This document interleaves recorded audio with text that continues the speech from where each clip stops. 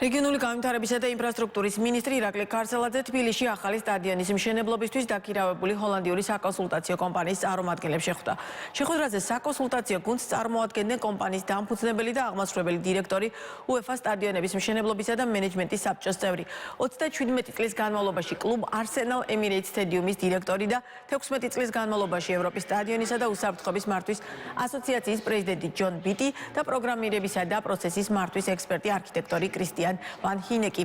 ისინი იმყოფებოდნენ სწორედ ამ შეხვედრაზე. მხარეებმა ისაუბრეს ახალი სტადიონის ძირითად მახასიათებლებს და გაუზიარეს ერთმანეთს მოსასწრებების სტადიონის პირველადი კონცეფციის შესახებ. კონსულტანტებმა გააცნეს მინისტრ სტადიონის პოტენციური მდებარეობის დათვალიერების შედეგები და შეთანხმდნენ, რომ საქართველოში პირველი ვიზიტისას მიღებული ინფორმაციის დამუშავების შემდგომ წარადგენენ კონცეფციასთან დაკავშირებულ უფრო კონკრეტულ შეხედულებებს.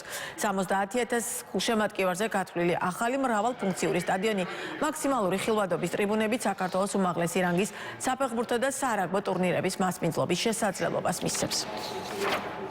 გავცვალეთ ის მოლოდინები, ის გეგმები, რომელიც გაგვაჩნია და ამავდროულად, რა თქმა უნდა, მოვისმინეთ ის საუკეთესო საერთაშორისო გამოცდილებები ამ მიმართულებით, რა თქმა უნდა, ბევრი ინფორმაცია შეაგროვეს ჩვენმა ექსპერტებმა და უკვე შემდგომი მოქმედებები არის სწორედ ამ ინფორმაციის გადამუშავების შედეგად თელრიგი მსჯელობები და ანგარიშები, რომლებიც უკვე ჩვენ საშუალებას მოგცემს, რომ კონცეფციასთან მიმართებაში კიდევ უფრო მეტი განვითარება გქონდეთ. ექსპერტთა ჯგუფის წევრები ჩამოვიდნენ ნიდერლანდებიდან და გაერთიანებული სამეფოდან იმისთვის, რომ დავეხმაროთ მუნიციპალური განვითარების ფონდს ახალი ეროვნული სტადიონის განვითარებაში. ვეძებთ ახალი სტადიონის პოტენციურ მდებარეობას. შევისწავლეთ 3 შესაძლო ადგილს. ახლა ვიმყოფებით ერთ-ერთ მათგანზე. არის შესანიშნავი სივრცე 70,000 მაყურებელზე გათვლილი სტადიონისა და ყველა იმ აუცილებელი ინფრასტრუქტურის ასაშენებლად, რაც საჭიროა დიდი ტურნირებისა და ჩემპიონთა ლიგის ფინალის მსგავსი თამაშების ჩასატარებლად. ვსწავლობთ პოტენციურ მდებარეობებთან საგზაო და სხვა სატრანსპორტო კავშირებს იმისთვის, რომ ამ რაოდენობის გულშემატკივარს ჰქონდეს მისვლის შესაბამისი პირობები.